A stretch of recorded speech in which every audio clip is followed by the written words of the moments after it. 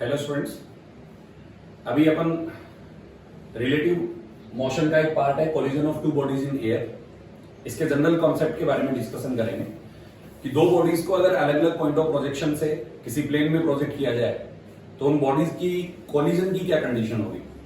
अगर अपन ये मानते हुए चलें कि दोनों बॉडीज एयर में कोलाइड करती हैं, ये ऑलरेडी प्रेडिक्टेड है और ऑलरेडी अपन इसको मान लेते हैं या दिया हुआ मिलेगा आपको कि जब दोनों बॉडीज कोलाइड करती हैं तो इसका एंगल ऑफ प्रोजेक्शन क्या होगा, कितने टाइम पे दोनों बॉडीज कोलाइड करेंगी, कहां पर कोलाइड करेंगी, कितने हाइट पे कोलाइड करेंगी, कितने सेपरेशन पे कोलाइड करेंगी, या पॉइंट ऑफ कोलिजन इससे कितनी हॉरिजॉन्टल डिस्टेंस पे होगा। कुछ इस तरीके की प्रॉब्लम्स इसके अंदर गिवन होती है। तो अभी अपन केवल कोलिजन की कंडीशंस को सेटिस्फाई करने के कॉन्सेप्ट को डिस्कस करेंगे और इससे रिलेटेड जो भी प्रॉब्लम्स हैं वो नेक्स्ट पार्ट में मैं इसके रिलेटेड अपलोड करूंगा। ठीक है, अब देखें, ध्यान दें, अगर अपन बॉडी 1 को प्रोजेक्ट कर रहे हैं थीटा 1 पे, बॉडी 2 को प्रोजेक्ट कर रहे हैं थीटा 2 पे, and both the bodies are separated by a separation D.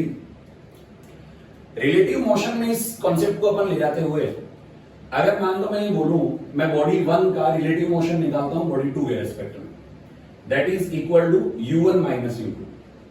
That means the motion is observed by the observer from body 2। इसका मतलब ऑब्जर्वर कहां से अटैच होगा, किससे अटैच होगा, बॉडी 2 से अटैच होगा। और जिससे ऑब्जर्वर अटैच्ड होता है, ऑब्जर्वर के रेस्पेक्ट में वो फ्रेम कहां पर मानी जाती है, रेस्ट पे मानी जाती है। Means that frame will never change the position with respect to that observer.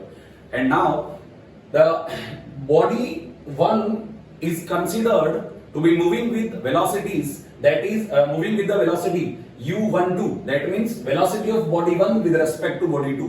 मतलब जो u12 का वैल्यू आता है, जो u12 निकल के आता है, इसका मतलब अपन ये मानते हैं कि बॉडी 1 b के रेस्पेक्ट में या बॉडी 2 के रेस्पेक्ट में कितनी वेलोसिटी से मूव करेगा, u12 से मूव करेगा।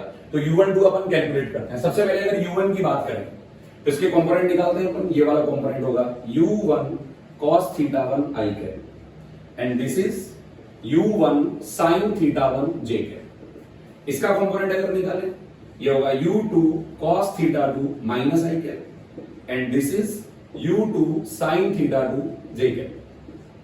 अगर वेक्टर फॉर्म में बात करें और दोनों वेलोसिटीज को मैं लिख लूं तो u1 वेलोसिटी अपने पास होगा u1 cos theta 1 i cap plus u1 sin theta 1 j cap and u2 is what, this is equal to u2 cos theta 2 minus i cap plus u2 sin theta 2 j cap।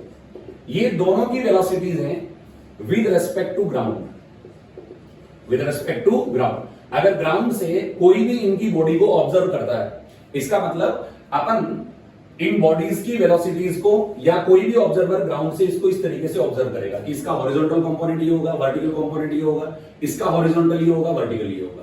ठीक है, तो जब भी अपन relative motion का concept लगाते हैं, ये अपन सब जानते हैं कि u1 और u2, जो u1 माइनस u2 लिया, both should be in same frame of reference. और सेम फ्रेम ऑफ रेफरेंस का मीनिंग है यहां पर दोनों का रेफरेंस सेम गिवन है। बताओ किसके रेफरेंस में, ग्राउंड रेफरेंस में। ठीक है, तो अपन यहां से अगर u12 की वैल्यू रखना चाहें तो u12 अपने पास होगा, अगर इन वैल्यूज को अपन पुट करके सॉल्व करें तो u1 cos theta 1 plus u2 cos theta 2 i cap. Separate करने के बाद में रिजल्ट आएगा प्लस यहां पर होगा u1 sin theta 1, u1 sin theta 1। और साथ में अगर अपन इस वैल्यू को रखना चाहें तो ये वैल्यू अपने पास में क्या बन जाएगा, ये तो माइनस था प्लस हो गया, और ये प्लस था तो क्या हो जाएगा, माइनस हो जाएगा। तो minus u2 sin theta 2 this is j cap. मतलब अगर बॉडी 1 को 2 से ऑब्जर्व किया जाए तो वो इस वेलोसिटी से आता हुआ अपीयर होगा, जिस वेलोसिटी का ये कौन सा कंपोनेंट होगा, x कंपोनेंट होगा। तो मैं इसको u12 x मान लेता हूं और ये इस वेलोसिटी का कौन सा कंपोनेंट होगा, y कंपोनेंट। ठीक है, मतलब बॉडी 2 से ऑब्जर्व करने पर बॉडी 1 हॉरिजॉन्टल डायरेक्शन में इस वेलोसिटी से आता हुआ अपीयर होगा। मतलब कौन सी डायरेक्शन में, आई कैप में आता हुआ अपीयर होगा, और इस वेलोसिटी से कौन सी डायरेक्शन में जाता हुआ अपीयर होगा, जे कैप में जाता हुआ अपीयर होगा। तो अगर अपन रिलेटिव मोशन की बात करें तो रिलेटिव मोशन की अगर अपन बात करते हैं तो इसको मैं ग्राफिकली रिप्रेजेंट करता हूं, वेक्टर फॉर्म में रिप्रेजेंट करता हूं। ये इस बॉडी का कौन सा कंपोनेंट बना, x component, u12x i cap, and this is equal to u12, this is y। और ये कौन सी डायरेक्शन में है, जे कैप डायरेक्शन में, ठीक है। अगर अपन बॉडी 2 की बात करते हैं तो बॉडी 2 ऑब्जर्वर के रिस्पेक्ट में कहां पर माना जाएगा, रेस्ट पे माना जाएगा, ठीक है। अगर ये रेस्ट पे माना जाएगा इसका मतलब इस दोनों की रिजल्टेंट वेलोसिटी इधर आती हुई अपीयर होगी, मतलब u12 का डायरेक्शन ये होगा। इसको मैं कितने एंगल पे मान लेता हूं, अल्फा। कौन सी डायरेक्शन से, हॉरिजॉन्टल से।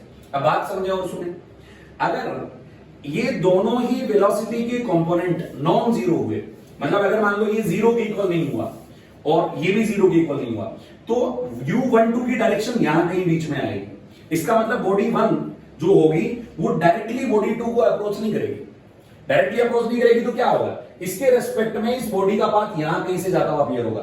तो अब ये प्रॉब्लम कोलिजन का प्रॉब्लम नहीं होगा, अब ये कोलिजन होगा डिस्टेंस ऑफ क्लोजेस्ट अप्रोच का।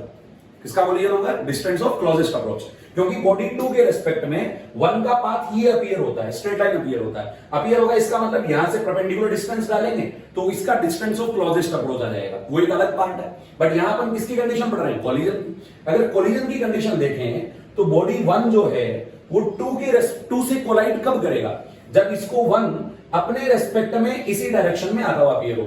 मतलब कौन सी डायरेक्शन में, आई कैप डायरेक्शन में, हॉरिजॉन्टल डायरेक्शन में। और ये तभी पॉसिबल होगा जब वेलोसिटी का ये वाला कंपोनेंट किसके इक्वल होगा, जीरो के इक्वल होगा। तभी रिजल्टेंट वेलोसिटी कौन सी डायरेक्शन में आएगी, आई कैप में आएगी। तो अगर इसका ये कंपोनेंट अपन जीरो मानते हैं तो ये कंपोनेंट इक्वल टू जीरो हुआ, और अगर ये जीरो हुआ तो अपन यहां से कंडीशन ले सकते हैं u1 sin θ1 minus u2 sin θ2 this is equal to zero. और ये जीरो होगा तो बताओ भाई क्या होगा, u1 sin θ1 this is equal to u2 sin θ2। बड़ी सिंपल सी बात है। अब देखिए ध्यान देना, ये अब इससे कंक्लूजन क्या निकला, आप इसको डायरेक्टली कैसे अप्लाई करेंगे, ध्यान देना। u1 sin θ1 और u2 sin θ2 दोनों बॉडीज की वेलोसिटीज के वो कंपोनेंट हैं जो दोनों को ज्वाइन करने वाली लाइन से परपेंडिकुलर डायरेक्शन में। इसका मतलब आप डायरेक्टली जब भी एयर में अगर बॉडीज कोलाइड करती हैं और उसकी प्रॉब्लम को सॉल्व करते हैं, एंगल ऑफ प्रोजेक्शन निकालना है या जो भी निकालना है, तो कंडीशन क्या होगी कोलिजन की, the component of velocities that is perpendicular to line joining the bodies should be equal. That means u1 sin θ1 इसके इक्वल होना चाहिए u2 sin θ2 के। और अगर इक्वल हुआ इसका मतलब यही कंडीशन यहां से निकल कर आ रही है। इसका मतलब u1 sin θ1 u2 sin θ2 के इक्वल है, means component of velocities of projection perpendicular to the line joining should be same। ऐसा हुआ तो बॉडीज डेफिनेटली क्या करेंगी, कोलाइड करेंगी। अब यहां से दूसरी कंडीशन अपन ये जानते हैं कि कोलाइड कितने टाइम में करेंगे। तो अपन ये सब जानते हैं कि बॉडी 2 के रेस्पेक्ट में हॉरिजॉन्टल डायरेक्शन में ये बॉडी इस वेलोसिटी से आता हुआ अपीयर होगा, और दोनों बॉडीज में सेपरेशन किसके इक्वल था, d के इक्वल था। वर्टिकल कंपोनेंट किसके इक्वल हुआ, जीरो के इक्वल हुआ। तो बॉडी को कोलाइड कौन करवा रहा है, अप्रोच कौन करवा रहा है, अप्रोच ही कंपोनेंट करवा रहा है। इसका मतलब time taken by the bodies क्या होगा, t is equal to separation, relative separation is d, and the velocity that is responsible for horizontal approach this is equal to u12x, and this is what, u1 cos θ1 plus u2 cos θ2। This is the time taken by the collision। Okay, अब next इसके कुछ discussion में इससे related अपन problems को discuss करेंगे। Okay, thank you.